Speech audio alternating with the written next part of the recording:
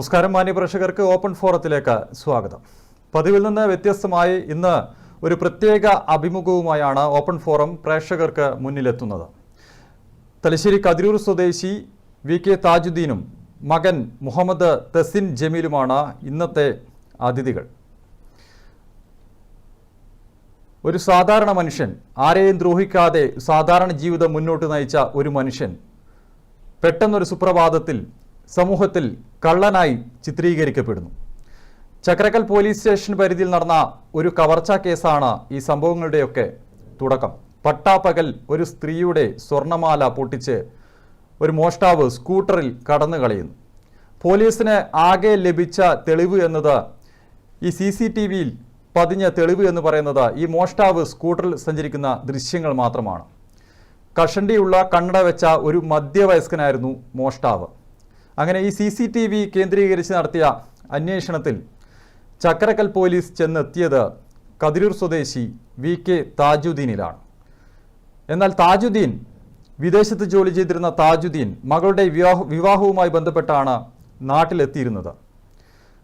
അങ്ങനെ കുടുംബസമേതം താജുദ്ദീനും കുടുംബവും കാറിൽ സഞ്ചരിക്കുന്നതിനിടെ പോലീസ് എത്തി താജുദ്ദീനെ കസ്റ്റഡിയിലെടുക്കുകയാണ്. ഈ CCTV ദൃശ്യങ്ങൾ കാണിച്ചായിരുന്നു മോഷ്ടാവാണെന്ന നിഗമനത്തിൽ പോലീസ് താജുദ്ദീനാണ് ഈ മോഷ്ടാവാണെന്ന നിഗമനത്തിൽ എത്തുന്നത്. പക്ഷേ താജുദ്ദീൻ കരഞ്ഞു പറഞ്ഞു, ഞാനത് ചെയ്തിട്ടില്ല എന്ന് കരഞ്ഞു പറഞ്ഞു. പക്ഷേ ഈ CCTV ദൃശ്യങ്ങളുടെ അടിസ്ഥാനത്തിൽ താജുദ്ദീനെ പോലീസ് അറസ്റ്റ് ചെയ്യുകയായിരുന്നു. 54 ദിവസമാണ് താജുദ്ദീന് ജയിൽവാസം അനുഭവിക്കേണ്ടി വന്നത്. വിദേശത്ത് ജോലി ചെയ്തിരുന്ന താജുദ്ദീന് ഈ ജയിൽവാസത്തിന് ശേഷവും വിദേശത്തേക്ക് പോയെങ്കിലും ജോലി നഷ്ടപ്പെട്ടു. അവിടെയും ജയിൽവാസം അനുഭവിക്കേണ്ടി വന്ന ഒരവസ്ഥ.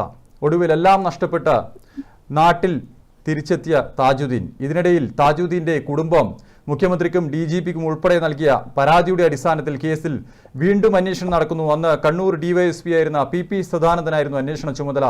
PP സദാനന്ദന്റെ നേതൃത്വത്തിൽ നടന്ന അന്വേഷണത്തിൽ താജുദ്ദീൻ നിരപരാധിയാണെന്നും പ്രതി മറ്റൊരാളാണെന്നും കണ്ടെത്തുന്നു. അങ്ങനെ നിരപരാധിയായ ഒരാൾ ക്രൂശിക്കപ്പെട്ട് എത്രയോ ദിവസങ്ങൾ ജയിലറയ്ക്കുള്ളിൽ അകപ്പെടുന്ന ഒരു സാഹചര്യം. താജുദ്ദീൻ മാത്രമല്ല, താജുദ്ദീൻ്റെ കുടുംബവും വലിയ ഒരു ട്രാജഡിയെ നേരിടേണ്ടി വന്നു.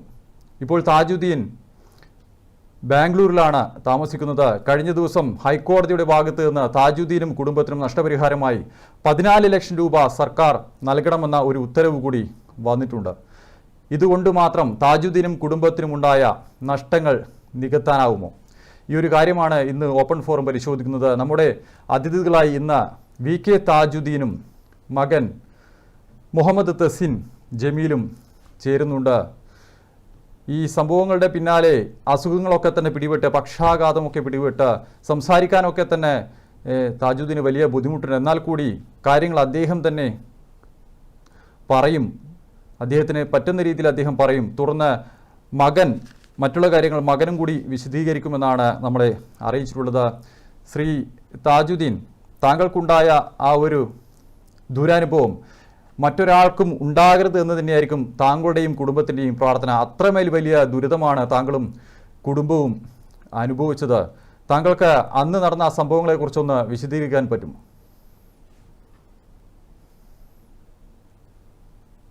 നമസ്കാരം. ഇന്നത്തെ വിഷയം എന്ന് വെച്ചാൽ ഞാൻ എൻ്റെ മകളെ കല്യാണത്തിന് വന്നായിരുന്നു, നിക്കാഹിന്. അതിനിടാണ് ഈ ട്രാജഡി എനിക്ക് പറ്റിയത്. അവര് ആള് മാറിയാണ് പിടിച്ചിട്ടുണ്ടായിരുന്നത് എന്നെ. അതിനുശേഷം എന്നെ റിമാൻഡ് ചെയ്തു, 24 ദിവസം ജയിലിലിട്ടു. അതിന്റെ ശേഷം ജാമ്യം എല്ലാം നിശ്ചയിച്ചിരുന്നു. ആ ജാമ്യം അങ്ങനെ ഹൈക്കോടതി കിട്ടി, പുറത്തു വന്നു. ഞാനല്ല എന്നുള്ള സത്യാവസ്ഥയിൽ ഞങ്ങൾ തന്നെ, എൻ്റെ മകൻ മുന്നിട്ടിറങ്ങി ഒരു അന്വേഷണം നടത്തി. അന്വേഷണത്തിലാണ് ഞങ്ങൾ ഒറിജിനൽ ആയിട്ടുള്ള ഇതിന്റെ ഒരു മോഷ്ടാവിനെ കണ്ടെത്തുന്നത്. അങ്ങനെ ഞങ്ങള് MLA TV ഇബ്രാഹിമിനെ കണ്ടു. ഞങ്ങൾ TV ഇബ്രാഹിമിന്റെ നേതൃത്വത്തിൽ ഞങ്ങൾ DGPയെ കണ്ടു. DGP ഈ കാര്യങ്ങളെല്ലാം വെച്ച് ഞങ്ങൾ പിന്നെയും കംപ്ലൈന്റ് കൊടുത്തു. അതിങ്ങനെ IG ശ്രീജിത്ത് അന്വേഷണം ഏറ്റെടുത്ത് കണ്ണൂർ DYSP സദാനന്ദന് കൊടുത്തു. ഒറിജിനൽ കള്ളനെ തന്നെ അവർ വെരിഫൈ ചെയ്തു.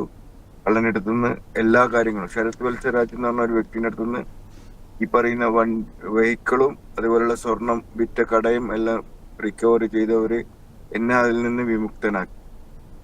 അതിനുശേഷം ഞാൻ ഗൾഫിലേക്ക് പോയി. ലാസ്റ്റ് ഒരു 5.5 മാസത്തിന് ശേഷമാണ് ഗൾഫിലെത്തുന്നതാണ്. ഞാൻ 15 ദിവസത്തെ ലീവിന് വന്നതാണ്. അങ്ങനെ അവിടുന്ന് എന്റെ സ്പോൺസർ അബ്സ്കോണ്ടിങ് കേസിലിട്ട് അവിടെ ഞാൻ 23 ദിവസം കിടന്നു. അവിടുന്ന് ഡീപ്പോർട്ട് ചെയ്ത് എന്നെ ഇങ്ങോട്ടേക്ക് വിട്ടു. അതിനുശേഷമാണ് ഞാൻ ബാക്കിയുള്ള ആക്ഷന് ഹൈക്കോടതിയിലേക്ക് പോയത്.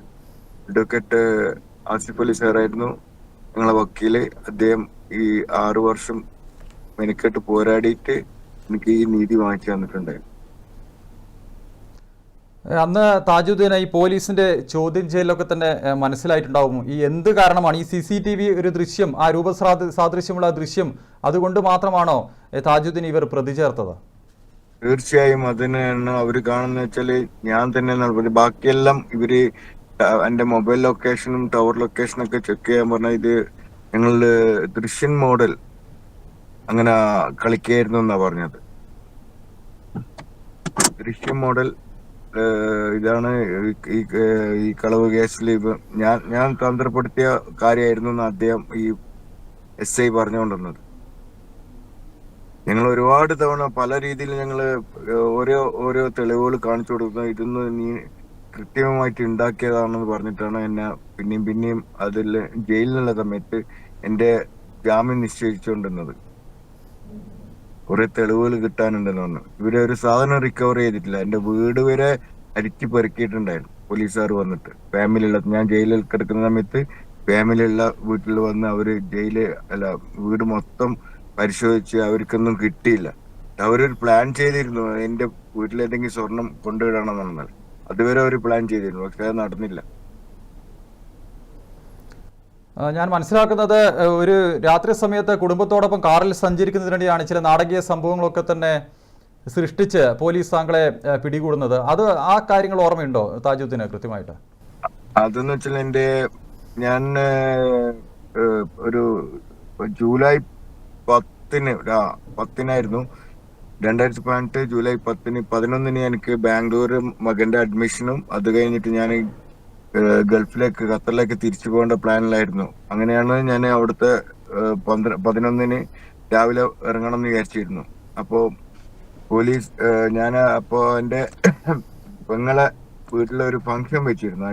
വടകര അയ്യൂരിലെ മാഹി അയ്യൂരിലെ വീട്ടിലൊരു ഫംഗ്ഷൻ വെച്ചിരുന്നു.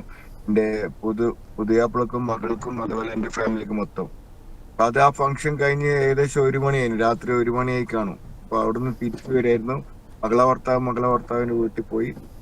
പിന്നെ ഞാനും എന്റെ മകളും എന്റെ ചെറിയ മോനും എന്റെ മൂത്ത മോനും പിന്നെ രണ്ടാമതെന്ന് വെച്ചാൽ എന്റെ മൂത്ത മോന്റെ 2 ഫ്രണ്ട്സുകളും ആ കാറിൽ വരുന്ന വീട്ടിന്റെ ഒരു ഇടവയുണ്ട്. ആ ഇടവയിലേക്ക് കയറുന്ന സമയത്ത് 2 പോലീസ് ജീപ്പ്, അവിടെ ഒരു പോലീസ് ജീപ്പ് ജയിലിലെടുത്തിന് ചളിയിലായിട്ട് പൂണ്ട കിടന്ന പോലെ ഉണ്ടായിരുന്നു. അപ്പൊ 2 പോലീസുകാർ ഞങ്ങളെ വണ്ടി തടഞ്ഞ് നിർത്തിയിട്ട് പറഞ്ഞു ഞങ്ങളെ വണ്ടി ഒന്ന് ചളി പൂണ്ടിട്ടുണ്ട്, ഒന്ന് ഹെൽപ്പ് ചെയ്യണം. അപ്പൊ തന്നെ അപ്പോ ഇവിടെ വേൾഡ് കപ്പ് നടന്നുകൊണ്ടിരിക്കായിരുന്നു ആ സമയത്ത്, സെമിഫൈനൽ. അപ്പൊ അവിടെ അപ്പുറത്തെ ക്ലബില് ഒരുപാട് ആൾക്കാരുണ്ട്. അപ്പൊ ഇതൊക്കെ എനിക്ക് ഡൗട്ട് തോന്നിയിരുന്നു. ഇത്ര ആൾക്കാരുണ്ടായിട്ട് ഈ ചെറിയ കുട്ടികളെ വെച്ചിട്ട് എന്തിനാണ് ഇവര് സഹായം ചോദിക്കുന്നത്? എന്നോടാ സഹായം ചോദിക്കാൻ പറഞ്ഞു. എനിക്ക് പറ്റില്ല എന്ന് പറഞ്ഞു. ഞാൻ ബാക്ക് പെയിൻ ഉള്ളതാണ്, അതുപോലെ മോളെ കല്യാണം ഇന്നലെ കഴിഞ്ഞാണ്, അതുകൊണ്ട് മൊത്തത്തിൽ ടയർഡ് ആവുന്നു. 1 മണിയായി എനിക്ക് പിറ്റേന്ന് രാവിലെ പോകേണ്ടതാണ്. അപ്പൊ ആ രീതിയിൽ നിൽക്കുന്നില്ല, എനിക്ക് പറ്റില്ല എന്ന് പറഞ്ഞു. ഞാൻ വണ്ടി തന്നെ ഇരുന്ന് മക്കളെ അയച്ചു കൊടുത്തു. അതിനുശേഷം 2 പോലീസുകാർ പിന്നെ വന്നിട്ട് പറഞ്ഞു നിങ്ങൾ SI വിളിക്കുന്നുണ്ട്, ഒന്ന് കാണണം എന്ന് പറഞ്ഞു. ഞാൻ പറഞ്ഞു എന്നെന്തിനാ വേണ്ട ആവശ്യം എന്ന് വെച്ചു. അന്നേരം പറഞ്ഞു ഓക്കെ ഒന്ന് ജസ്റ്റ് ഒന്ന് വേണം. ഞാൻ അതനുസരിച്ച് അവര് മുന്നോട്ട് പോയി. ഞാൻ പോകുന്ന സമയത്ത് ജീപ്പിന്റെ മുന്നോട്ട് പോകുന്ന സമയത്ത് എന്നോട് ചോദിക്കുന്നുണ്ട് നിങ്ങൾ എവിടെയാണ് എന്താണ് എന്നൊക്കെ ചോദിക്കും. ഞാൻ പറഞ്ഞു ഇങ്ങനെ ഖത്തറിൽ മോളെ നിക്കായിന് വന്നായിരുന്നു, 10 ദിവസമായി. ഇപ്പൊ വന്നിട്ട് 10 ദിവസം ഞാൻ നാളെ മറ്റന്നാളെ പോകുന്നു. ഒരു കാര്യം കഴിഞ്ഞ് എവിടെയായിരുന്നു നിന്റെ എന്താ, അങ്ങനെ പിന്നെയും ചോദ്യങ്ങൾ വന്നു. ഞാൻ പറഞ്ഞു ഞാൻ സത്യസന്ധമായിട്ട് എല്ലാ കാര്യങ്ങളും പറഞ്ഞു. അതിനുശേഷമാണ് ഇവര് എന്റെ ID ചോദിക്കുന്നത്. അപ്പൊ ഒരു പോലീസുകാരൻ വന്ന് എന്റെ ഫോട്ടോ എടുത്തു. ഇതൊക്കെ എനിക്ക് ഡൗട്ടായിട്ട് ഞാൻ ഇതെല്ലാം എന്തിനും നിങ്ങൾ ചെയ്യേണ്ട ആവശ്യം, ഞാൻ വലിയ തീവ്രവാദി മറ്റെന്താ. അങ്ങനെയാണ് അവിടുന്ന് വാക്കുകളായി, പോലീസുകാരായിട്ട് വാക്കുകളായി. അതിനുശേഷമാണ് തെറി വിളിച്ചുകൊണ്ട് അവര് എല്ലാരും കൂടി ഒരുമിച്ച് ഇപ്പൊ എന്താന്ന് പറയണ്ട ഒരു ചെന്നായിക്കൂട്ടം വന്നിട്ട് അറ്റാക്ക് ചെയ്യുന്നില്ല, അതേപോലെയാണ് അറ്റാക്ക് ചെയ്തത്. എന്റെ ഉമ്മാക്ക് ഉപ്പാക്കെല്ലാം വിളിച്ചിട്ടാണ് അറ്റാക്ക് ചെയ്തത്. അപ്പൊ ആ രീതിയിൽ ഞാൻ എന്താക്കി, കാര്യങ്ങളെല്ലാം പറഞ്ഞ് സംസാരിച്ച് നിന്ന സമയത്തായിരുന്നു എന്റെ മകളും എന്റെ ഭാര്യയും ചെറിയ മോനും ഓടി വന്നു. അപ്പൊ എന്റെ മൂത്ത മോൻ അപ്പുറം വണ്ടിന്റെ അടുത്തായിരുന്നു, അവര് ഓടി വന്നു. ഇത് വന്ന് എന്റെ വൈഫും മറ്റുള്ളത് എന്നെ കവർ ചെയ്ത് നിന്ന് എന്താ ചെയ്യുന്നറിയാം. അപ്പൊ ചോദിച്ചു എന്താ പറഞ്ഞ, CCTV ഫുട്ടേജ് കാണിച്ചിരുന്നു. അത് ബ്ലറായ ഫോട്ടോ ആണ്. അത് ഇപ്പൊ നിങ്ങൾക്ക് എല്ലാവർക്കും കണ്ടാൽ മനസ്സിലാവും. ചെറിയൊരു എന്താണ് ഷെയ്ഡ് പോലെ കാണുന്നുള്ളൂ. ഒരു താടിയുണ്ട്, കണ്ണടയുണ്ട്, കഷണ്ടി ഉണ്ട്, അങ്ങനെ ഇത് കാണും. ഞാൻ ശരിക്കും കഷണ്ടി അല്ല, ഞാൻ മുട്ടയാണ്, ഞാൻ മെത്തനാണ്. അപ്പൊ അതെല്ലാം വെച്ച് ഇതാക്കി ഇവര് പറഞ്ഞു, ഇതിന്റെ ഫോട്ടോ ഞങ്ങൾക്ക് ഇതാരാന്ന് വെച്ചു എന്നോട് ആദ്യം. പെട്ടെന്ന് എന്റെ ആ ഇരുട്ടത്ത് ഞാൻ വിചാരിച്ചത് എനിക്ക് ഇവിടെ നിന്ന് ഫോട്ടോ കിട്ടി, എന്താ ബ്ലറായ ഫോട്ടോ. ഞാൻ പറഞ്ഞു ഞാനാന്ന് പറഞ്ഞു പോയി. രണ്ടാമത് എന്റെ വൈഫും കുട്ടികളെല്ലാം വന്ന സമയത്ത് അവളോട് ചോദിച്ചു ഇതാരാന്ന് വെച്ചു. അപ്പൊ എന്റെ വൈഫ് ചോദിച്ചു നിങ്ങൾക്ക് ഇങ്ങനെ ഇവരെ ഫോട്ടോ കിട്ടിയെന്ന് അവളും ചോദിച്ചു. ആ സമയം തോന്നിപ്പോന്നു അന്നേരം. അപ്പൊ അതിനുശേഷം പറഞ്ഞില്ല, ഒരു പെണ്ണിന്റെ മാല മോഷ്ടിച്ചിട്ടുണ്ട് ചക്കരക്കല്ലിന് ഭാഗത്തുനിന്ന്, ഇന്ന ദിവസമാണ് സംഭവം. ആ ഡേറ്റ് പറഞ്ഞിട്ടില്ല. അതുകൊണ്ട് നമുക്കൊരു വെരിഫിക്കേഷൻ ഉണ്ട്, നിങ്ങളെ അടുത്തന്നെ ഡൗട്ട് ഉണ്ട്, CCTV നിങ്ങളെ കണ്ടേന്ന്. ഞാനപ്പം തന്നെ ഷോക്കായി പോയിട്ടുണ്ടായിരുന്നു. അവിടുന്ന് പിടിച്ച് തന്നെ കൊണ്ടിട്ടത് ഇവിടുത്തെ ചക്കരക്കൽ സ്റ്റേഷനിലായിരുന്നു. ആ സ്റ്റേഷനിൽ കൊണ്ടിട്ട് രാത്രി 2 മണിക്ക് 2:30 മണിക്കായിട്ട് അവിടെ കൊണ്ടിടുന്നത്. അതിനുശേഷം വെരിഫൈ ചെയ്ത് വിടാന്ന് 10 മിനിറ്റ് 15 മിനിറ്റ് കൊണ്ട് വെരിഫൈ ചെയ്ത് വിടാന്ന് പറഞ്ഞിട്ട് എന്നെ അവിടെ കൊണ്ടുപോയിടയില്ലാണ്ട് ഒരു ചോദ്യം ഒന്നും ഉണ്ടായിട്ടില്ല. അവിടെ കൊണ്ടുപോയി ഇരുത്തിച്ച്. അപ്പൊ അവിടുത്തെ കൊണ്ടുപോയി ഇരുത്തിച്ച് SIന്റെ ഭാഗത്ത് പോയി. എന്റെ ബാക്കിൽ എന്റെ മക്കളെല്ലാം വന്നിരുന്നു. ഞാൻ പറഞ്ഞു മക്കളോട് പറഞ്ഞു ഇപ്പൊ ഇന്നൊന്നും നടക്കൂല, ഇനി നാളെ രാവിലെ വന്നു. അവരും കൂടി ഒഴിയണ്ടെന്ന് വിചാരിച്ചിട്ട് ഞാൻ എന്താക്കി അവരെ ഞാൻ വീട്ടിലേക്ക് അയച്ചു. ഞാൻ അവിടെ ഇരുന്നിട്ട് എന്നെ സെല്ലിലിട്ടിക്കില്ല എവിടെയിട്ടിക്കില്ല കിടക്കാനുള്ള സൗകര്യം തന്നിട്ട് ഞാൻ അപ്പൊ തന്നെ അവിടെ ഇരുന്ന് രാവിലെ വരെ 8:30 SI വരുന്നവരെ ഇരുന്നു. അപ്പൊ SI വന്നതിന് ശേഷമാണ് എന്നെ വിളിച്ചു SIന്റെ റൂമിലേക്ക്. അവിടുന്നാണ് ചോദ്യങ്ങൾ വരുന്നത്. സ്വർണ്ണ എവിടെ, എങ്ങനെ കട്ടു, വണ്ടി എവിടെ, എല്ലാം എടുത്ത് തന്നു. ഞാൻ ഇതായിരുന്നു ഞാൻ എടുത്ത് തരേണ്ടത്. ഇവന് പറഞ്ഞാൽ അനുസരിക്കൂല സാറേ, നമുക്ക് മേലെ കൊണ്ടുവന്നു. അങ്ങനെ മേലെ ഇവരെ റൂമുണ്ട്. ഇവിടുന്നാണ് ഷർട്ട് അയക്കുന്നതിന്റെ, പാന്റ് അയക്കുന്നതിന്റെ, ഒരു ഷഡ്ഡിയിൽ തന്നെ നിലത്തിരിച്ചു. ഇവര് SIന്റെ പ്ലാന് അടിക്കാനുള്ള പ്ലാനായിരുന്നു, അടിച്ചിട്ട് പറയിപ്പിക്കാണ്. ഞാൻ പറഞ്ഞു അടിക്കുന്നെല്ലാം കൊള്ളാം, എന്റെ കാലിന് എനിക്ക് ഷുഗർ ഉള്ളതാണ്, എന്തെങ്കിലും സംഭവിച്ചിട്ട് നിങ്ങൾ എന്നെ കണിയെന്നാണ്. ഞാൻ പെട്ടെന്ന് ഇപ്പൊ പേടിച്ചിട്ട് ഇവരുണ്ടാക്കി SI ആ ദേഷ്യത്തിൽ എന്നെ ഒരൊറ്റ അടി കിട്ടുന്നു. നേരത്തെ ഭാഗത്തുനിന്ന് ഈ ഭാഗത്ത് അടിച്ചെന്നെ അടിച്ച്. അപ്പൊ തന്നെ ഞാന് അത് മരവിച്ചു പോയിന്. ആ അടിക്കാണ് പ്രതീക്ഷിക്കാണ്ട് കിട്ടിയ അടിയാണ്. ചെവി അതിന് ദിവസം ഒരു 4-5 മാസം ചെവി അടഞ്ഞിട്ട് കിടക്കായിരുന്നു. ഞാൻ ട്രീറ്റ് ചെയ്തിട്ടാണ് അത് ക്ലിയർ ആക്കിയത്, ENT കാണിച്ചിട്ട്. അപ്പൊ അങ്ങനെ ആയ സമയത്താണ് പിന്നാണ് എനിക്ക് ജാമ്യമെല്ലാം കിട്ടി. ഞാൻ അതിന്റെ രീതിയിൽ ചെയ്യുന്നതെല്ലാം. ഇതാണ് അന്നത്തെ ആ രാത്രിയുള്ള സംഭവം.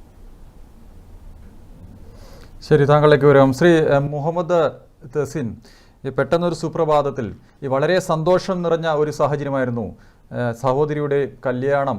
വളരെ സന്തോഷം നിറഞ്ഞ ഒരു സാഹചര്യത്തിൽ പെട്ടെന്ന് പിതാവ് ഒരു മോഷ്ടാവ് എന്ന രീതിയിലുള്ള ഒരു കേസ് വരുന്നു, കവർച്ചാ കേസിൽ പ്രതിയാകുന്നു. എങ്ങനെയായിരുന്നു താങ്കളുടെ അന്ന് ആ സമയത്തെ ഒരു മാനസികാവസ്ഥ, പ്രത്യേകിച്ച് താങ്കളുടെയും കുടുംബത്തിൻ്റെയും? ആക്ച്വലി നമ്മളിങ്ങനെ നിക്കാലെല്ലാം കഴിഞ്ഞ് പറഞ്ഞതുപോലെ എല്ലാവരും ഒരു സെറ്റിലാണ്ട് ഒരു സമയമായിരുന്നു. അതായത് നിക്കാഹ് കഴിഞ്ഞു, ഇനി അടുത്തത് എന്റെ പഠിപ്പാ. അപ്പൊ നിക്കാഹ് കഴിഞ്ഞ് 2 ദിവസം കഴിഞ്ഞ് എന്റെ ഉപ്പാന്റെ അനിയത്തിയുടെ വീട്ടില് ഫംഗ്ഷനും കഴിഞ്ഞ് പാതിരാക്കായിരുന്നു നമ്മളിങ്ങനെ വീട്ടിലോട്ട് പോയിക്കൊണ്ടിരുന്നത്. അന്നേരമാണ് ഇങ്ങനെയൊക്കെ സംഭവിച്ചത്. പിറ്റേന്ന് ആക്ച്വലി എന്നെ ബാംഗ്ലൂർ ആചാര്യ യൂണിവേഴ്സിറ്റിയിൽ അഡ്മിഷൻ എടുത്ത് നമ്മൾ ഓൾറെഡി ടോക്കൺ ഒക്കെ കൊടുത്തു, സീറ്റൊക്കെ ബുക്ക് ചെയ്തു. എന്നിട്ട് ഉപ്പാന്റെ കയ്യിൽ അപ്പൊ 54,000 സംതിങ് ഉണ്ടായിരുന്നു ഫീസ്, ബാക്കിയുള്ള ഫീസ് അടക്കേണ്ടത്. അപ്പൊ ആ പൈസയും അക്കൗണ്ടിൽ വെച്ചിട്ടാണ് നമ്മൾ എന്ത് ചെയ്യുന്നത്, കയ്യിൽ വെച്ചിട്ടാണ് നമ്മൾ അടുത്ത പ്ലാൻ. നാളെ കോളേജിൽ ചേർത്തുന്നു, ഫാദർ റിട്ടേൺ ഫാദറിന്റെ സ്ഥലത്തോട്ട് പോകുന്നു, ഖത്തറിലോട്ട് പോകുന്നു.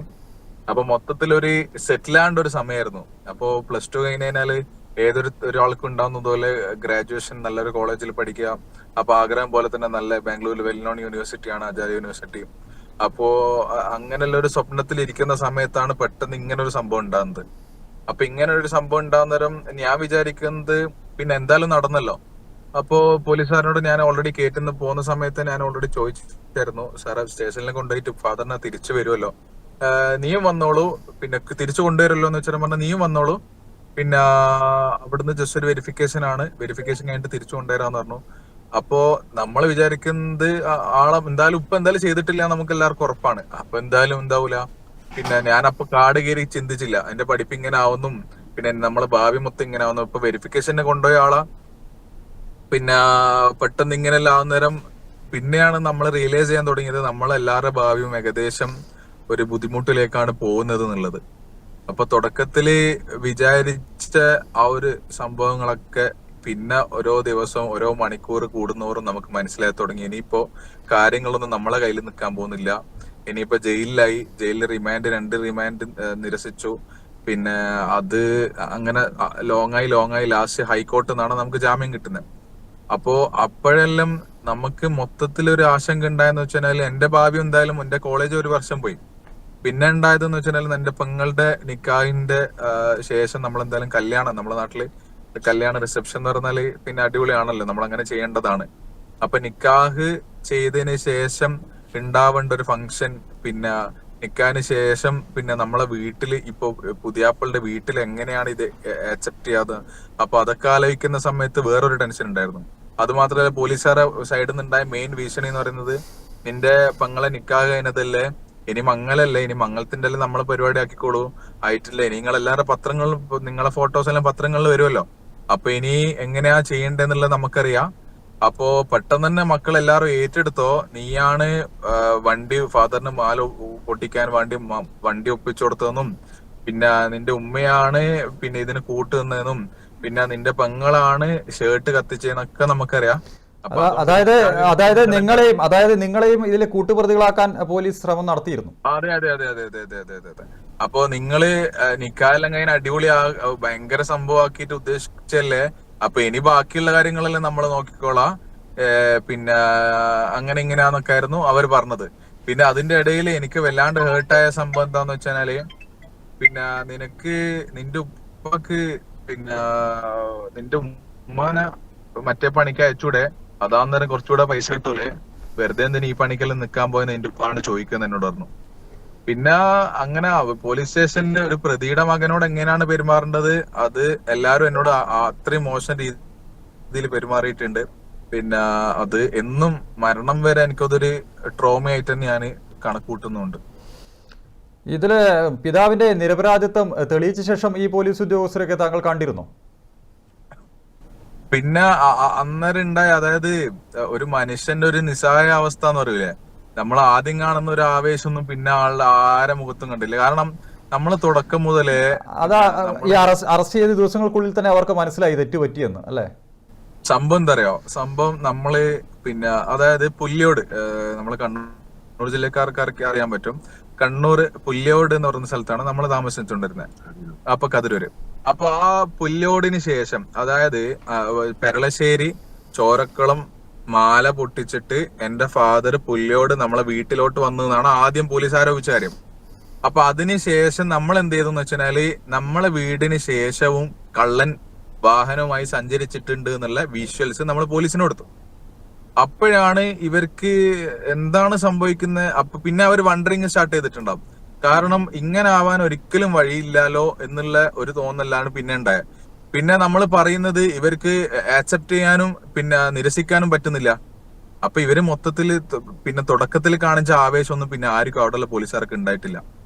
പിന്നെ മെയിൻ ആയിട്ടുള്ള സംഭവം എന്താന്ന് വെച്ചാല് നമ്മള് ഈ വിഷ്വൽസ് എല്ലാം കാണിച്ചു കൊടുക്കുന്ന സമയത്തും പിന്നെ ഇവർക്ക് എങ്ങനെങ്കിലും ഈ സംഭവം ക്ലോസ് ചെയ്യണം എന്നുള്ള ഉദ്ദേശത്തിലായിരിക്കണം നമ്മളോട് ഇങ്ങനെ പിന്നെ നിന്റെ ഫാദർക്ക് ഫിനാൻഷ്യൽ ക്രൈസിസ് ഉണ്ട്, എങ്ങനെങ്കിലും നമ്മളെ കൺവിൻസ് ചെയ്ത് ഫാദർ ആണെന്ന് പിന്നെ തോന്നണം. ഫാദറിന് ഇനിയിപ്പോ ഇതെല്ലാം ആയല്ലോ, ഇനിയിപ്പോ ജയിലിൽ നിന്ന് ഇറങ്ങി നേരെ ഗൾഫിലോട്ട് പോവാന്നുള്ള രീതിയിൽ നമ്മളെ പല രീതിയിലും പേടിപ്പിക്കാൻ വേണ്ടി നോക്കി. പക്ഷെ എന്റെ ഫാദർ എന്നോട് പറഞ്ഞൊരു വാക്കുണ്ട്, പിന്നെ ജിജു തന്നെ വിളിക്കാം. അപ്പൊ ജിജു, ഇനി നീ ഈ ഒരു സംഭവത്തില് പുറത്തുനിന്ന് നിങ്ങൾ കോംപ്രമൈസ് ചെയ്യാൻ ഉദ്ദേശിക്കുന്നതാണെങ്കിൽ ഞാൻ ഈ ജയിലിൽ നിന്ന് പുറത്തിറങ്ങൂല. കാരണം ഉപ്പാന്റെ മാനമാണല്ലോ വലുത്. അപ്പൊ നമ്മൾ പല രീതിയിലും പുറത്തുനിന്ന് കോംപ്രമൈസ് ചെയ്യാൻ വേണ്ടി ടു ബി വെരി ഓണസ്റ്റ് നമ്മൾ നോക്കിയായിരുന്നു. കാരണം നിക്കാഹ് ചെയ്ത് പിറ്റേന്ന് ഇങ്ങനെ സംഭവിക്കാന്ന് പറഞ്ഞാൽ എല്ലാവരും വിശ്വസിക്കണമെന്നില്ല. അപ്പൊ നമ്മള് പുറത്തുനിന്ന് ഒരുപാട് രീതിയിൽ എങ്ങനെങ്കിലും ഇതൊന്ന് മാല പോയ സ്ത്രീയായിട്ട് സെറ്റിൽ ചെയ്യാൻ വേണ്ടി നോക്കിയായിരുന്നു. പിന്നെയാണ് ഫാദർ പറഞ്ഞത് നിങ്ങള് പുറത്തുനിന്ന് സെറ്റിൽ ചെയ്തതിനാലും ഞാൻ പുറത്തിറങ്ങണ്ടേ, ഞാൻ എന്തായാലും പുറത്തിറങ്ങൂല, ഞാൻ എന്തായാലും നിരപരാധിത്വം തെളിയിച്ചിട്ട് പുറത്തിറങ്ങും എന്നുള്ള രീതിയിലാണ് ഫാദർ തുടക്കം മുതലേ സംസാരിച്ചിട്ടുള്ളത്. ഈ ബന്ധുക്കളുടെയും നാട്ടുകാരുടെയും ഒക്കെ ഒരു പ്രതികരണം എങ്ങനെയായിരുന്നു ഈ സംഭവം നടന്ന ശേഷം? ബന്ധുക്കളുടെ നാട്ടുകാരുടെ സ്വാഭാവികമായിട്ടും ഒരു കള്ളൻ താമസിക്കുന്ന വീട് ഒരു നാട്ടിലുണ്ടാകുന്ന സമയത്ത് ഉണ്ടാകുന്ന പ്രതികരണം നാട്ടുകാരുടെ ഭാഗത്തുനിന്ന് ഉണ്ടായിട്ടുണ്ട്. അതിൽ അവരൊരിക്കലും കുറ്റം പറയാൻ പറ്റില്ല. കാരണം നമ്മളെല്ലാരും വിശ്വസിക്കുന്ന പോലീസിനെയാണ്. ആ പോലീസിന്റെ ഭാഗത്ത് നിന്ന് ഇങ്ങനെ തെറ്റുണ്ടാവുന്നത് ഒരിക്കലും അവര് പോലും വിശ്വസിച്ചിട്ടുണ്ടാവില്ല. അപ്പൊ അതുകൊണ്ട് പോലീസ് എന്താണ് പറയുന്നത് അത് പിന്നെ വിശ്വസിച്ച് എന്റെ ഫാദറിനെയും നമ്മളെ കുടുംബത്തെയും ഒരു സമയത്ത് ഒറ്റപ്പെടുത്തിയായിരുന്നു. പിന്നെ സത്യം പറയുകയാണെങ്കിൽ നമ്മളെ നാട്ടിലെ നമ്മളെ പാർട്ടി ഓഫീസും പാർട്ടിക്കാരൊക്കെ നമ്മളെ ഒരുപാട് സപ്പോർട്ട് ചെയ്തിട്ടുണ്ട്. അവർക്ക് മനസ്സിലായിട്ടില്ലായിരുന്നു എന്ത് ഇത് സത്യത്തില് പോലീസുകാരെന്ന് വെച്ചാൽ സത്യം കണ്ടെത്തുന്ന ആൾക്കാരാണല്ലോ. അപ്പൊ ഇത് പോലീസുകാർ വെറുതെ ഇയാളെ അറസ്റ്റ് ചെയ്യോ, ഇതെല്ലാം അയാൾ പൈസ കൊടുത്തിട്ട് ലാസ്റ്റ് ഇങ്ങനെയും പറഞ്ഞു പൈസയുള്ള ആളാണ്, പൈസ കൊടുത്ത് ഒതുക്കേണ്ട പ്ലാനാണ്, വെറുതെ അങ്ങനെ എന്തെല്ലോ കാര്യങ്ങൾ അവിടെ പറയുന്നിട്ട്.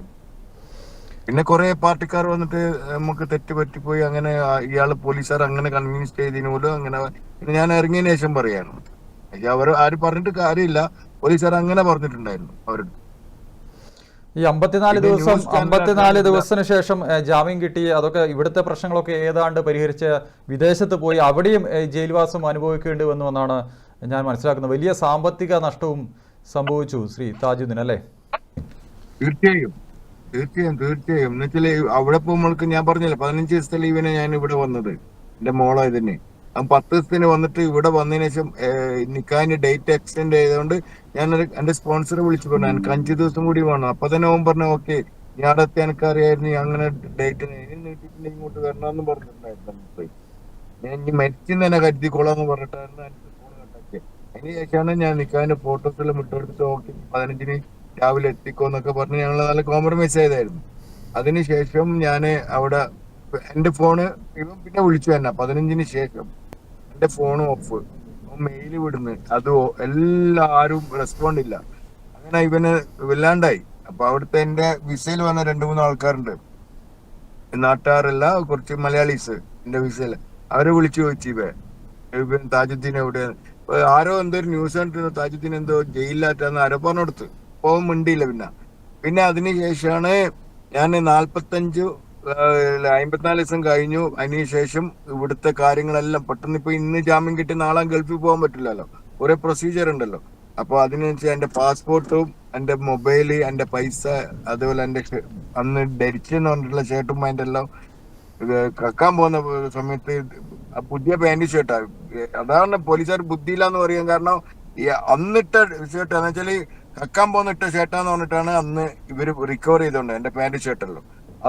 അതൊക്കെ കോടതിയിലല്ല, അതൊക്കെ വാങ്ങിക്കാന് ഡിവൈഎസ്പിന്റെ പേപ്പർ വേണമെന്ന് പറഞ്ഞാൽ അവിടെ നിന്ന് ഇതാക്കി കോടതിയിൽ സബ്മിറ്റ് ചെയ്തപ്പോൾ സമയം എടുത്തു. ഏകദേശം ആ സമയം എടുത്ത് കഴിഞ്ഞതിന് ശേഷമാണ് ഞാനിവിടെ നവംബർ 26-ന് ഇവിടെ ഞാൻ കയറി പോന്നെ ഖത്തറിലേക്ക് പോയാണ്. നമുക്ക് നോട്ടിഫിക്കേഷൻ പോകും അവർക്ക് ആര് ഇറങ്ങുന്ന ഒരു സ്പോൺസർഷിപ്പിലുള്ള ആൾക്കാർ ഇറങ്ങുന്നവരോ നോട്ടിഫിക്കേഷൻ പോകും അവർക്ക് സ്പോൺസേഴ്സിന്.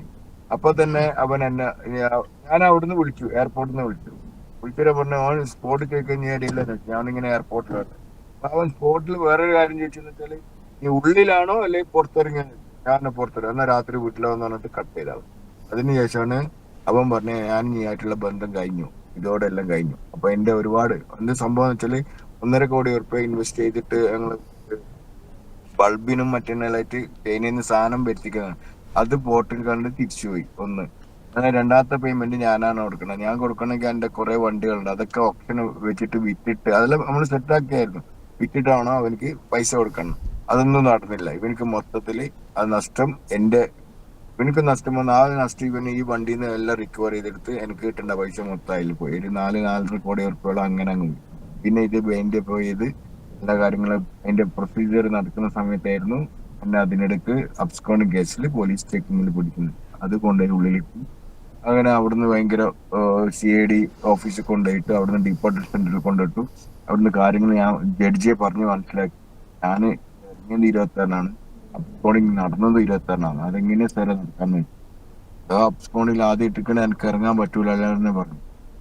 അപ്പൊ ജഡ്ജിക്ക് ഏകദേശം വേണ്ടി സ്പോൺസർ വിളിക്കാൻ ഓൻ വന്നില്ല. പറഞ്ഞ് സാധാരണ അവിടെ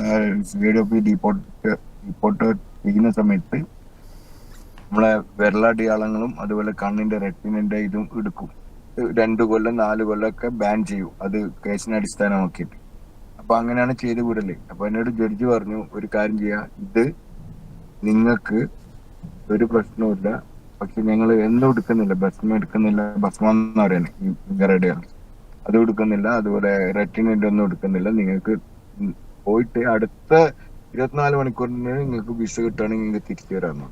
ഞങ്ങള് ഒരാഴ്ച കഴിഞ്ഞിട്ടെല്ലാം വരാമെന്ന് വിചാരിച്ചിരിക്കുന്ന സമയത്ത് ഞാൻ ഫെബ്രുവരി 23 തിരിച്ചു വന്നു, 2019. ഇവിടെ തിരിച്ചു വന്നു. മാർച്ച് ഒരു 10 ദിവസം 5 ദിവസം കുടുംബമായിട്ട് നിന്നിട്ട് തിരിച്ചു പോകാന്ന രീതിയിൽ വിസക്ക് അളിയൻ പറഞ്ഞ ഓക്കെ, എന്റെ പെങ്ങളെ ഭർത്താവുണ്ട് ഖത്തറിൽ, അപ്പൊ അവര് പറഞ്ഞ വിസ നോക്കിയിട്ട് ശരിയാക്കി തരാം, അത് നോക്കാം നമുക്ക് എന്നെല്ലാം പറഞ്ഞു നിന്നായിരുന്നു. അതിനിടയ്ക്കാണ് എനിക്ക് എന്റെ സെക്യൂരിറ്റി ചെക്ക് കൊടുത്തിന് 2-3 കമ്പനിയിൽ. എനിക്ക് ഇല്ലാത്ത വണ്ടികൾ ഞാൻ വേറെ പുറത്തുനിന്ന് ഹയർ ചെയ്തിട്ട് ഞാൻ വേറെ കമ്പനിക്ക് എത്തിക്കും. അപ്പൊ എന്റെ വണ്ടിക്ക് ചില സമയം പുറത്തായിരിക്കും. അപ്പൊ ആ രീതിയിൽ കഴിഞ്ഞിട്ട് നേരെ എന്താക്കി എല്ലാം കൊടുത്തതിന് ശേഷം ആ ചെക്ക് കൊണ്ടുപോയിട്ട് ഇവര് സബ്മിറ്റ് ചെയ്തു. അതിൽ ചെക്ക് ബൗൺസ് ആയാണ് അവിടെ ബാൻ ചെയ്താണ് അവിടെ. അതാണ് അവിടുത്തെ സംഭവം. പിന്നെ നാളെ പോകാനും പറ്റി. ശരി, ശ്രീ മുഹമ്മദ് തസിൻ, ഇപ്പോൾ ശ്രീ താജുദ്ദീനും ഒപ്പം കുടുംബവും ഉറ്റുനോക്കുന്നത് താങ്കളെയാണ്. താങ്കളുടെ ചുമലിലാണ് ഇനി അവരുടെയൊക്കെ ജീവിതം മുന്നോട്ട് പോകേണ്ടത്. ഇപ്പോഴെങ്ങനെയാണ് മുന്നോട്ടുള്ള ജീവിതമൊക്കെ എങ്ങനെയാണ്? ഇപ്പോൾ എവിടെയാണ്? നാട്ടിലില്ലെന്നാണ് മനസ്സിലാക്കുന്നത്. അതെ. പിന്നെ നമ്മള് നാട്ടില് വീടുണ്ടായിരുന്നു. ആ വീട് ഇതിന് ശേഷം ഉപ്പാന്റെ സാമ്പത്തിക അവസ്ഥ പിന്നെ താണതോടുകൂടി പിന്നെ നമ്മളെ ഈ വീട് വിറ്റ് പൈസ എല്ലാം ക്ലിയർ ചെയ്ത് എന്നിട്ട് നമ്മൾ അവിടുന്ന് നാട്ടിൽ നിന്ന് ശരിക്കും പറഞ്ഞ ഒരു ഒളിച്ചോട്ടം നടത്തി ബാംഗ്ലൂരിലോട്ട്.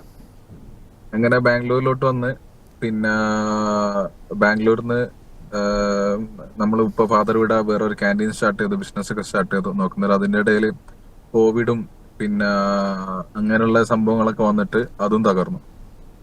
പിന്നെ അതിന്റെ ഇടയിൽ നമ്മളെ ബിസിനസ് ഉപ്പാന്റെ ഖത്തറിനുണ്ടായ ഒരു ചെറിയൊരു പിന്നെ ഒരു ഇൻകം സോഴ്സ് ഉണ്ടായിരുന്നു, അതിൽ നിന്ന് ചെറുങ്ങനെ വന്നു. പിന്നെ എന്റെ ബ്രദറിൻലോ ബാംഗ്ലൂർ ബിസിനസ് സ്റ്റാർട്ട് ചെയ്തു. അപ്പോ അതിൽ നിന്നൊക്കെ ഇങ്ങനെ സർവൈവ് ചെയ്ത് കുഴപ്പമില്ലാത്ത രീതിയിൽ നമ്മൾ ഇവിടം വരെ എത്തി. അതിന്റെ ഇടയിൽ മെയിൻ ആയിട്ട് വിഷയം എന്താന്ന് വെച്ചാല് എന്റെ കോളേജിന്റെ കാര്യമാണ്. അപ്പോ ബാംഗ്ലൂർ വന്ന് നമ്മളിവിടെ കോളേജിൽ ഇപ്പോ ദയാനന്ദ് സാഗർ യൂണിവേഴ്സിറ്റിയിൽ BA സൈക്കോളജി പിന്നെ പഠിച്ച അതിന്റെ ഇടയിൽ ഒരുപാട് BA സൈക്കോളജി പഠിത്തം എന്ന് പറയുന്നത് അതിന്റെ ഇടയിൽ ഒരുപാട് സ്ട്രഗിളിങ് നടന്നു.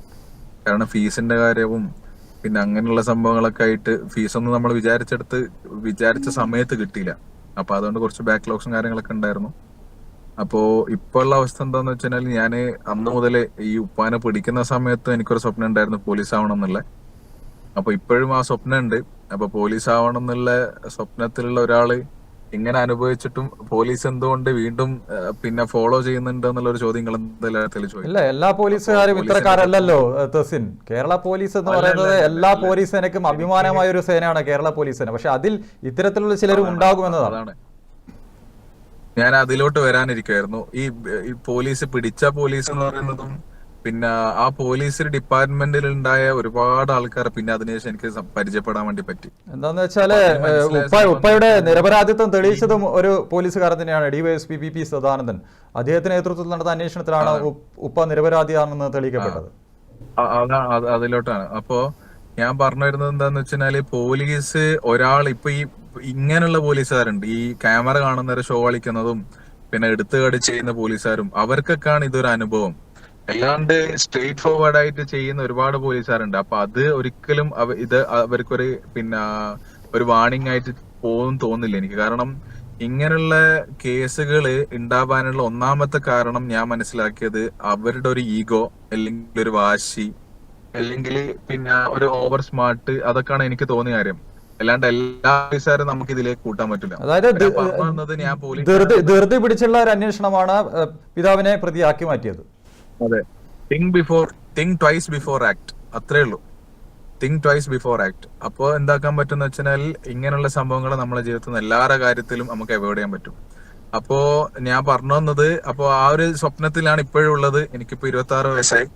അപ്പോ അതിന്റെ പ്രിപ്പറേഷൻ സ്റ്റാർട്ട് ചെയ്യണം. പ്രിപ്പറേഷൻ ഞാൻ പറഞ്ഞല്ലോ, ഇങ്ങനെയുള്ള വിഷയങ്ങൾ വന്നതുകൊണ്ട്, പിന്നെ ഫിനാൻഷ്യൽ ക്രൈസിസും കാര്യങ്ങളൊക്കെ വന്നുകൊണ്ട് നമ്മളെ ജീവിതം സത്യം പറഞ്ഞ ഒരു 4-5 വർഷം പിന്നിലുള്ളത്.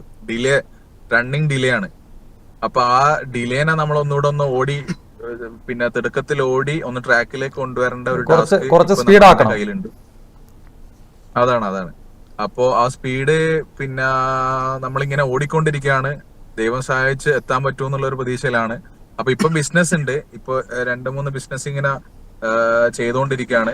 അത് കുഴപ്പമില്ലാത്ത രീതിയിൽ പോകുന്നുണ്ട്. എന്നാലും അന്നുണ്ടായ ആ ഡിലേയും അന്നുണ്ടായ ഒരു ട്രോമയും കാരണം ഉണ്ടായ പ്രയാസങ്ങൾ ഇപ്പോഴും ഞാനും എന്റെ കുടുംബം അനുഭവിക്കുന്നുണ്ട്.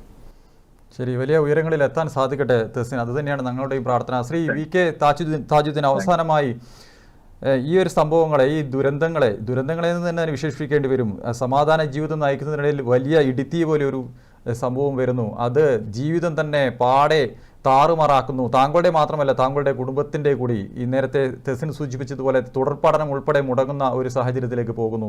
എങ്ങനെയാണ് ഈ ഒരു സംഭവങ്ങളെ കാണുന്നത്? എന്താണ് പൊതുസമൂഹത്തോട് താജുദ്ദീന് പറയാനുള്ളത്? എനിക്ക് പറയാനുള്ളത്, എന്റെ അനുഭവം ഇനി ഒരു മനുഷ്യർക്കും ഉണ്ടാകാൻ പാടില്ല. ഒരൊറ്റ പ്രാർത്ഥനയുള്ളൂ. ഞാൻ അനുഭവിച്ച വേദന ഇനി ആരും അനുഭവിക്കരുത്. ഈ കാര്യത്തിൽ ഇങ്ങനെ അനുഭവിക്കാൻ പാടില്ല. അതുപോലെ ഞങ്ങളുടെ സേന, കേരളത്തിന്റെ പോലീസ്, കേരള പോലീസ് നല്ല എഫിഷ്യൻസി പോലീസുകാരാണ്. നല്ല ടാലന്റ് ആണ്. ഇന്ത്യയിൽ തന്നെ നല്ല പോലീസുകാർ. അതിലൊരു കളങ്കം വരാത്ത ഓഫീസർമാരെ മാത്രം അപ്പോണ്ട് എല്ലാത്തവരെ പിടിച്ച് വെളിയിൽ കളഞ്ഞേക്ക്. ആവശ്യമില്ല, വേസ്റ്റ് ആണ് അത്. എന്നുവെച്ചാല് ഞങ്ങള് ശരിക്കും പറഞ്ഞാൽ ജനങ്ങൾക്ക് സേവനം ചെയ്യാൻ വേണ്ടിയിട്ടാണ് പോലീസ് സേന ഉള്ളത്. അവര് ജനങ്ങൾക്ക് ഉപദ്രവിക്കുന്ന രീതിയിലാണ് ഉള്ളത്. ഇപ്പോ ജനങ്ങളെ ഒന്നുമില്ലാണ്ട് ഒരു കറക്റ്റ് ഇപ്പൊ എല്ലാ ടെക്നോളജിയും ഉണ്ട്. ഒരു കേസ് അന്വേഷിക്കാൻ വേണ്ടിയിട്ടുള്ള എല്ലാ ടെക്നോളജിയും ഇന്ന് ഞങ്ങളുടെ മുമ്പിലുണ്ട്, എല്ലാ സേനയുടെ മുമ്പിലുണ്ട്. വേറൊരു കാര്യം കൂടി, പിന്നെ ഈ ഒരു കാര്യം പറഞ്ഞതുകൊണ്ട് പറയാം. അന്ന് പിന്നെ നമ്മൾ പോലീസുകാരോട് പിന്നെ ഉപ്പാന്റെ ഒരു നുണപരിശോധന നടത്തിക്കോളൂ എന്ന് വരെ പറഞ്ഞിട്ടുണ്ട്. അതായത് കേസ് തെളിയാൻ വേണ്ടി നമ്മൾ നുണപരിശോധനക്ക് പോലും തയ്യാറാണ്. നിങ്ങൾ വാർത്തകൾ പുറത്തു വിടല്ല. അതിന്റെ ഇടയിൽ നിങ്ങൾക്ക് ചെയ്യാൻ പറ്റുന്ന മാക്സിമം നിങ്ങളെ ടെക്നോളജീസ് ഉപയോഗിച്ചിട്ട് എന്തൊക്കെയാണ് ചെയ്യാൻ പറ്റുക, അത് നുണപരിശോധന, ടവർ ലൊക്കേഷൻ, ഇതൊക്കെ ഉണ്ടായിട്ടും നിങ്ങൾ അതിലോട്ട് കടക്കാണ്ട് അതിലോട്ടൊന്ന് കടന്നു നോക്കൂ. അതിൽ നിന്ന് എന്തെങ്കിലും നിങ്ങൾക്ക് ചില സമയം എന്തെങ്കിലും ലീഡ് കിട്ടിയേക്കാന്നുള്ള രീതിയിൽ പറഞ്ഞിട്ട് പോലും നമ്മൾ ഏത് രീതിയിലും നിങ്ങൾ അറസ്റ്റ് രേഖപ്പെടുത്താതെ നമ്മൾ ഏത് രീതിയിലും നിങ്ങളായിട്ട് സഹകരിക്കാൻ 100% തയ്യാറാണ് എന്ന് അറിയിച്ചിട്ട് പോലും എന്തോ ഒരു വാശി പോലെ, എന്താണെന്നറിയില്ല, എന്തോ ഒരു വാശി, എന്തോ ഒരു പെട്ടെന്ന് ഒരു ടാർഗറ്റ് കംപ്ലീറ്റ്. ഇപ്പോ ഒരു ജോലിക്ക് ചെയ്യുന്ന സമയം ഒരു ബാങ്കിങ്ങിൽ വർക്ക് ചെയ്യുന്ന ഒരാൾക്ക് ഒരു 10 അക്കൗണ്ട്സ് എടുക്കേണ്ട ഒരു ടാർഗറ്റ് വെക്കുമല്ലോ. അതേപോലെ ഈ ബിജു എന്ന് പറയുന്ന ആൾക്ക് എന്തോ മേലുദ്യോഗസ്ഥർ എന്തോ ഒരു ടാർഗറ്റ് ചെയ്തതുപോലെ, അതായത് നീ ഇത്രയും ദിവസം കൊണ്ട് ഇത്ര ആൾക്കാരെ പിടിക്കണം എന്നുള്ള ടാർഗറ്റ് കൊടുത്തതുപോലെയാണ് നമ്മളോട്, എന്റെ ഫാദറിനോട് അന്ന് പെരുമാറിയത്. അല്ലെങ്കിൽ സത്യം പറയല്, ഈ സംഭവം സത്യം പറയുകയാണെങ്കിൽ നമ്മളെ വാക്ക് 100% കേൾക്കണ്ട. ഇപ്പൊ ഞാൻ ഞാൻ ശരിക്കും കള്ളനാണ്, യഥാർത്ഥ കള്ളനാണെങ്കിൽ പോലും നിങ്ങൾ എന്റെ ഒരു വാക്കെങ്കിലും കേൾക്കാൻ തയ്യാറാവണം എന്നാണ് എനിക്ക് ഈ കാര്യത്തിൽ മനസ്സിലായത്.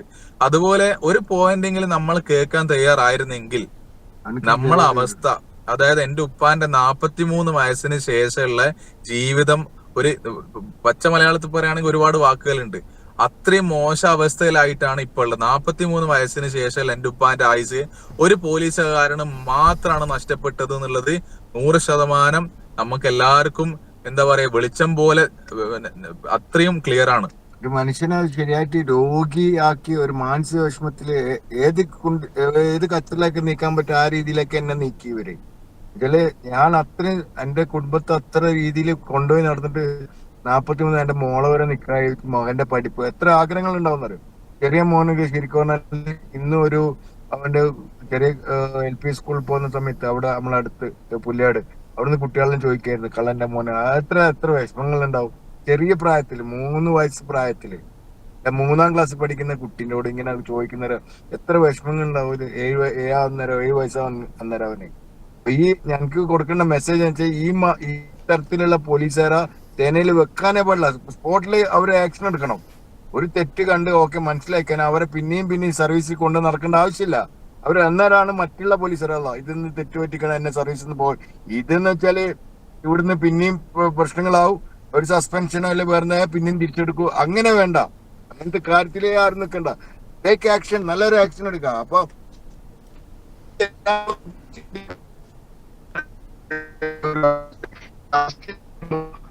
മീഡിയനെ വെട്ടിക്കുന്നു. എത്ര സ്പീഡിലാണ് സ്പ്രെഡ് ആയി പോയെന്നറിയാം ആ സംഭവം. ഒരു മനുഷ്യന് എന്താന്ന് അറിയാണ്ട് എന്റെ ഞാൻ ഫോൺ ലൊക്കേഷൻ ഉണ്ട്, ബാക്കിയുള്ള പല കാര്യങ്ങളുണ്ട്. പിന്നെ ഇതില് ദൃക്സാക്ഷികളെ വരെ പറഞ്ഞു കൊടുത്തിട്ടുണ്ടായിരുന്നു, ഇയാളല്ല വേറെ ഒരാളാണ്. അന്ന് ഇയാൾ ചെവികൊണ്ടില്ല. പിന്നെ ഈ സംഭവം നടക്കുന്ന സമയത്ത് ഞാൻ വേറൊരു സ്ഥലത്തായിരുന്നു. എന്ന് വെച്ചാൽ തലശ്ശേരിയിലെ ഒരു റിട്ടയർഡ് പോലീസ് ഓഫീസറുടെ മകളെ വീട്ടിലായിരുന്നു ഞാൻ ഉണ്ടായത്. അതായത് എന്റെ പെങ്ങളുടെ പിന്നെ നിക്കാഹാണല്ലോ, അപ്പൊ അതിന്റെ മേക്കപ്പ് ആവശ്യത്തിന് പിന്നെ ബ്യൂട്ടീഷ്യന്റെ അടുത്ത് പോയായിരുന്നു എന്റെ ഫാമിലി. അതായത് ഉമ്മയും ഉപ്പയും പെങ്ങളും കൂടി പിന്നെ മേക്കപ്പ് ആവശ്യത്തിന് വേണ്ടിയിട്ട് ഒരു ബ്യൂട്ടീഷ്യന്റെ വീട്ടിലുണ്ട്. ആ ബ്യൂട്ടീഷ്യൻ എന്ന് പറയുന്നത് ഒരു റിട്ടയർഡ് പോലീസ് ഓഫീസറിന്റെ മകളാണ്. അപ്പൊ ഈ പോലീസ് ഓഫീസേഴ്സ് പിന്നെ തെളിവെടുപ്പിന് പോകുന്ന സമയത്ത് അല്ലെങ്കിൽ ഇങ്ങനെ അന്വേഷണത്തിന്റെ ഭാഗമായിട്ട് പോകുന്ന സമയത്ത് ഈ ലേഡി, അതായത് ഈ ബ്യൂട്ടീഷ്യൻ അടക്കം പറഞ്ഞിട്ടുണ്ട് എന്ത് ഇയാൾ ഈ സമയത്ത് ഇവിടെ ഉണ്ടായത് എന്നുള്ളത്. പിന്നെ അതുപോലെ ഞാൻ വാടക കടയിൽ അവിടെയും ഞാൻ ആ സമയത്ത് വീട്ടില് പന്തലിടേണ്ട ടീം, ആ സമയത്ത് ഞാൻ അവിടുത്തെ ഓണറെ വിളിച്ച ഈ വാടകന്റെ ഓണർ അവിടെ ഉണ്ടായിരുന്നില്ല കടയില്. ഞാൻ അദ്ദേഹത്തിന്റെ നമ്പർ വാങ്ങിച്ച ആ ഷോപ്പിന് മുമ്പ് വിളിച്ച് അതിന്റെ റെക്കോർഡ് വരെ ഉണ്ട്. അപ്പൊ ചുരുക്കം പറയുകയാണെങ്കിൽ ഒന്ന് ജസ്റ്റ് ഒന്ന് മാറി ചിന്തിച്ചിട്ടുണ്ട്, ജസ്റ്റ് ഒരു മാറി ചിന്ത അത്രേ ഉണ്ടായിട്ടുള്ളൂ. അല്ലാണ്ട് പിന്നെ ആർക്കും ഇവിടെ ഒന്നും തോൽക്കാനൊന്നൊന്നുമില്ല. അപ്പൊ ജസ്റ്റ് ഒന്ന് മാറി ചിന്തിച്ചിട്ടുണ്ടെങ്കിൽ ഈ ഒരു സംഭവം പറയുന്നത് ഞാൻ ഫോണിൽ ലൊക്കേഷൻ തെറ്റി മാറ്റിയെല്ലാം പറയുന്നു. പക്ഷെ അങ്ങനെയാണ് ആ സമയത്ത് ഞാൻ എന്തിനാ ആ സമയത്ത് വിളിച്ച കോളില്ല, എന്റെ ആ ലേഡിനെ വിളിച്ച സമയമുണ്ട്, ഇയാളെ വിളിച്ച സമയം എല്ലാം എന്റെ മൊബൈലാണ് ഞാൻ വിളിക്കുന്നത്. അതൊക്കെ ഞാൻ കാണിച്ചു കൊടുത്തു. ഇതാ സാർ ഈ സമയത്ത് ഞാൻ ഇവിടെ ഉള്ള കോൾ റെക്കോർഡ്സ് നോക്ക്, കോളിന്റെ ഇത് നോക്ക്, റീസെന്റ് കോൾ കംപ്ലീറ്റ് നോക്ക്. ഒരാളെ കിട്ടിയില്ലേ മതി, ഇവൻ തന്നെ മതി എന്നുള്ള ഒരു മൈൻഡിലായിരുന്നു പോലീസ്. അവര് പറയുന്ന അവർക്ക് പിന്നെ ഈ വണ്ടി കിട്ടിയില്ല, പിന്നെ മാല കിട്ടിയില്ല, ഇതൊന്നും കിട്ടുന്നില്ല. പിന്നെ ഇവര് കിട്ടേണ്ട സാധനങ്ങള് പിന്നെ കോമൺ ഉണ്ടാകുന്ന സാധനം. എന്റെ ഒരു വാച്ച് ഉണ്ടായിരുന്നു, ആ വാച്ച് കഴിച്ചിട്ട് പറഞ്ഞു ഇത് പിന്നെ നിന്റെ ഫാദർ മാല പൊട്ടിക്കുന്ന സമയത്ത് ഉപയോഗിച്ച വാച്ചാന്ന് പറഞ്ഞു. അങ്ങനത്തെ വാച്ച് ഞാൻ പിന്നെ ഷർട്ടും പാന്റും പറഞ്ഞില്ലേ, അതെല്ലാം എല്ലാവരുടെ സ്ഥലത്ത് കയ്യിലുണ്ടാകുന്ന ഒരു വൈറ്റ് ഷർട്ട് ബ്ലാക്ക് വാച്ചിൽ എല്ലാവരുടെ കയ്യിൽ കോമൺ ആയിട്ട് ഉണ്ടാകുന്ന സാധനം.